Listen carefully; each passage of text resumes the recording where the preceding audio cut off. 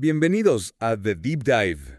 Prepárense para una inmersión profunda en el mundo de Neville Goddard y su particular interpretación de la Biblia. ¿Listos para descubrir cómo un simple pescador Oh, sí. le enseñó a Goddard más sobre los delfines que el mismísimo Shakespeare? Interesante. Acompáñenos en esta fascinante travesía. Para quienes no estén familiarizados con Neville Goddard, fue un maestro espiritual del siglo XX que enseñara la ley de la asunción, la idea de que nuestros pensamientos crean nuestra realidad. Hoy exploraremos un video de YouTube con extractos de la quinta lección de uno de sus cursos, donde Goddard revela su perspectiva sobre la Biblia, Ajá, no como un libro de historia, ya veo. sino como un drama que se desarrolla en nuestra propia mente. Lo interesante es que Goddard utiliza ejemplos cotidianos para ilustrar estos conceptos complejos, como la historia del pescador que mencionaste. Nos muestra que la verdadera sabiduría no reside en la cantidad de palabras que usamos, sino en la profundidad de nuestra experiencia y conocimiento directo. Exacto, y esta idea se traslada a su interpretación de la Biblia. Goddard argumenta que la Biblia no narra eventos históricos literales, sino que refleja los atributos de nuestra propia mente. Cada historia, cada personaje, es un espejo de nuestra propia conciencia. Si lo pensamos, es como si cada historia bíblica fuera un plano para nuestra propia transformación psicológica. En lugar de buscar precisión histórica, buscamos verdades psicológicas que resuenen con nuestras propias experiencias. Me gusta esa perspectiva. Entonces, ¿cómo se traduce esto en la práctica? Goddard usa la historia de Jesús diciéndole a su madre, ¿qué tengo yo que ver contigo?, en el Evangelio de San Juan. A primera vista puede parecer una frase dura, pero Goddard le atribuye un significado mucho más profundo. Claro, porque para Goddard esta frase no representa un conflicto familiar, sino que simboliza la negación de la conciencia de carencia. Jesús, como símbolo de nuestra conciencia más elevada, se está separando de la creencia en la limitación, representada por la figura materna. Es decir, que no debemos dejarnos atrapar por la evidencia de nuestros sentidos que nos dicen que hay falta de algo, como el vino en la historia de las bodas de Caná. Exactamente. Es como si nos dijéramos a nosotros mismos: rechazo la idea de la limitación, asumo la conciencia de abundancia infinita y dejo que mi mente creativa encuentre las maneras de manifestar esa abundancia en mi vida. Pero no contradice esta idea de asumir el sentimiento del deseo cumplido la noción del libre albedrío. Si simplemente estamos programando nuestras mentes, estamos realmente en control. Esa es una pregunta muy interesante. Goddard argumenta que la mente consciente, la que usa la lógica y el razonamiento, es solo la punta del iceberg. Debajo de ella se encuentra la mente subconsciente, que es infinitamente más poderosa y es la que realmente crea nuestra realidad. Al asumir el sentimiento del deseo cumplido, estamos sembrando una semilla en nuestra mente subconsciente, la cual, como la naturaleza, se encarga de hacerla crecer y manifestarla en el mundo físico. Entonces, se podría decir que nuestra mente subconsciente es como un genio de la lámpara que cumple nuestros deseos. Es una buena analogía. La clave está en comprender que este genio responde a nuestras emociones, a nuestras creencias, a las imágenes que sostenemos en nuestra mente. Al cambiar nuestra forma de pensar y sentir, cambiamos las órdenes que le damos a nuestro genio interior. Goddard usa la anécdota de un amigo que llegaba tarde a una boda para ilustrar este principio. Al negarse a aceptar la sugestión del retraso y visualizar estar ya en la iglesia, un coche se detuvo para llevarlo. Precisamente. Al visualizar y sentir la experiencia de estar ya en la iglesia, su amigo cambió su estado mental y eso, a su vez, creó las condiciones para que su deseo se manifestara. Esto nos lleva a otro punto fundamental en las enseñanzas de Goddard. La idea de que nuestra conciencia es Dios, la causa de todo en nuestra realidad. Goddard se basa en las escrituras para sustentar esta idea, citando a Isaías, quien dice que Dios, o sea, la conciencia, es responsable tanto de la luz como de la oscuridad, la paz y la adversidad. No se trata de un Dios externo que nos juzga o nos castiga, sino de la fuerza creadora que reside en cada uno de nosotros. Entonces, para Goddard, orar no sería pedirle a un poder externo, sino asumir el sentimiento del deseo cumplido. Cambiar nuestra conciencia para alinearnos con lo que deseamos. Exactamente. Es como si un médico reemplazara una enfermedad con una nueva medicina. De la misma manera, debemos reemplazar un concepto negativo de nosotros mismos con uno nuevo, uno que refleje lo que deseamos experimentar.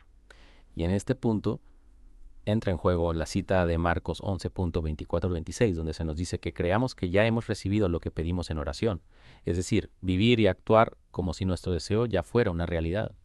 Goddard nos ofrece una técnica específica para lograr este cambio de conciencia y crear nuestro futuro, que llama el sueño controlado. ¿Podrías explicarnos un poco más sobre esta técnica?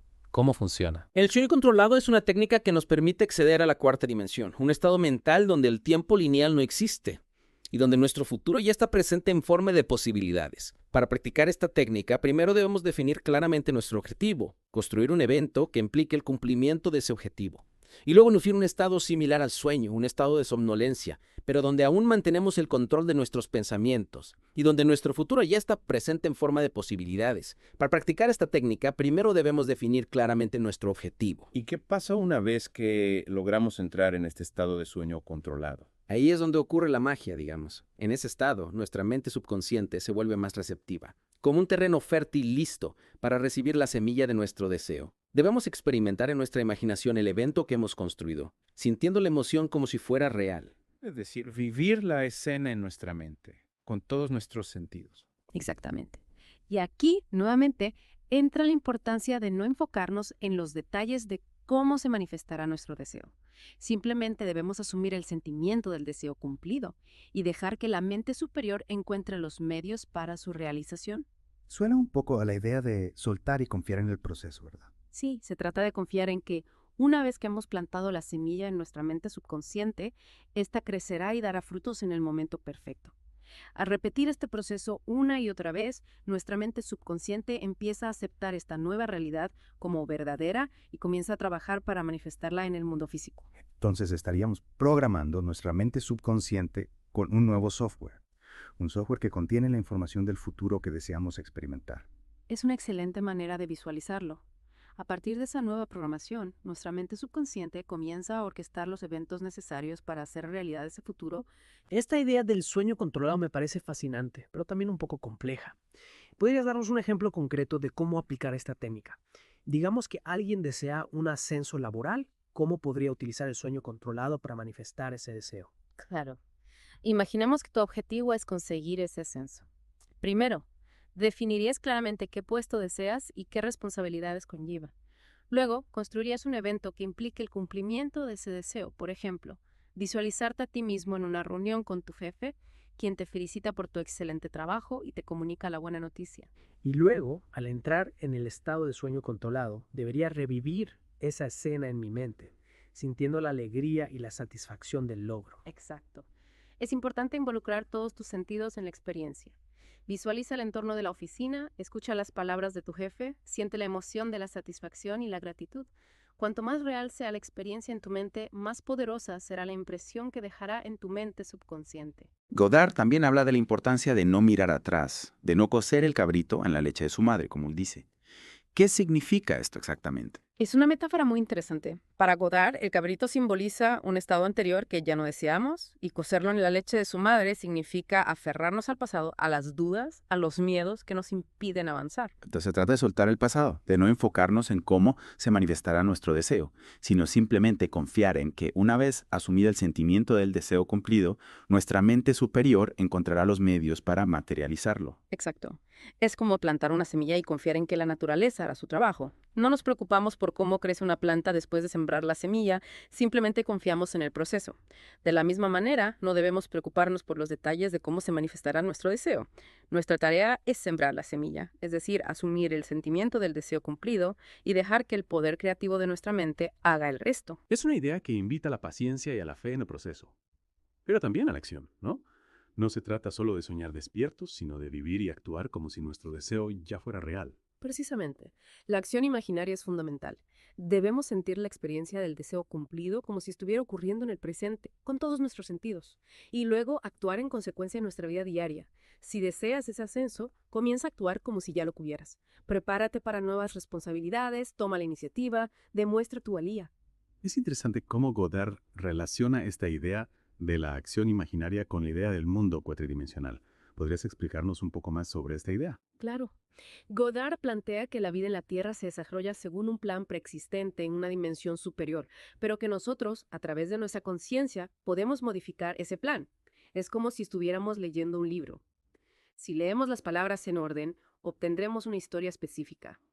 Pero si reorganizamos las palabras, podemos crear una historia completamente diferente. Es una metáfora muy poderosa. Entonces, son Godard, el futuro ya está escrito, pero nosotros tenemos la capacidad de reorganizar las palabras, por así decirlo, para crear una historia diferente. Exacto. Y esa reorganización se realiza a través de nuestra conciencia, nuestras asunciones, de nuestra acción imaginaria. Al cambiar nuestro enfoque, cambiamos la historia. Godard nos invita a desarrollar nuestra perspectiva espiritual, a ir más allá de la evidencia de nuestros sentidos y a enfocar nuestra atención en el estado invisible que deseamos experimentar. Exacto. Y esta reorganización se realiza a través de nuestra conciencia, de nuestras asunciones, de nuestra acción imaginaria. Al cambiar nuestro enfoque, cambiamos la historia. Godard nos invita a desarrollar nuestra perspectiva espiritual, a ir más allá de la evidencia de nuestros sentidos y a enfocar nuestra atención en el estado invisible que deseamos experimentar. No somos simples marionetas del destino, sino que tenemos un rol activo en la creación de nuestra realidad. Exactamente. Y para acceder a este mundo cuatridimensional donde podemos reorganizar las palabras de nuestra historia, Godard nos invita a utilizar herramientas como la visualización, la afirmación y, por supuesto, el sueño controlado. Y hablando de la Biblia, mencionaste antes que Godard la veía como un manual de instrucciones para la creación de nuestra realidad. ¿Podrías explicarnos un poco más sobre esta idea? Claro. Godard nos invita a leer la Biblia con nuevos ojos, a ir más allá de las historias literales y a descubrir los principios metafísicos que se esconden tras ellas, a comprender que los personajes bíblicos no son solo figuras históricas, sino arquetipos de nuestra propia mente, representaciones de los diferentes aspectos de nuestra conciencia. Por ejemplo, ¿qué tipo de principio metafísico podríamos encontrar en la historia de David y Goliat? En esa historia, David representa la conciencia de poder, mientras que Goliat simboliza los obstáculos y desafíos que enfrentamos en la vida. La onda de David representa nuestra capacidad para usar la fe y la imaginación para vencer esos desafíos. La historia nos enseña que no importa cuán grande parezca el problema, siempre tenemos el poder interno para superarlo. Es una perspectiva muy interesante, y al comprender estos principios, al aplicarlos en nuestra vida diaria, podemos convertirnos en los creadores de nuestra propia realidad, en los arquitectos de nuestro propio destino. Exactamente. Godard nos recuerda que la única limitación real es nuestra propia mente. Si podemos concebirlo, si podemos creerlo, si podemos sentirlo como real, entonces podemos crearlo. Es un mensaje de empoderamiento, de esperanza, de posibilidad infinita. Nos dice que no somos víctimas del destino, sino que tenemos el poder de crear la vida que deseamos. Y para finalizar, me gustaría dejarte con una pregunta para reflexionar. ¿Qué cabritos estás, sin querer, manteniendo vivos en tu vida al prestarles atención? ¿Qué futuro puedes crear al enfocarte en el sentimiento del deseo cumplido? Una pregunta que nos invita a examinar nuestras creencias, nuestros pensamientos, nuestras emociones y a liberarnos de todo aquello que nos limita, de todo aquello que nos impide crear la vida que deseamos. Te invitamos a explorar más sobre Neville Goddard y a experimentar con sus técnicas. Hasta la próxima inmersión profunda.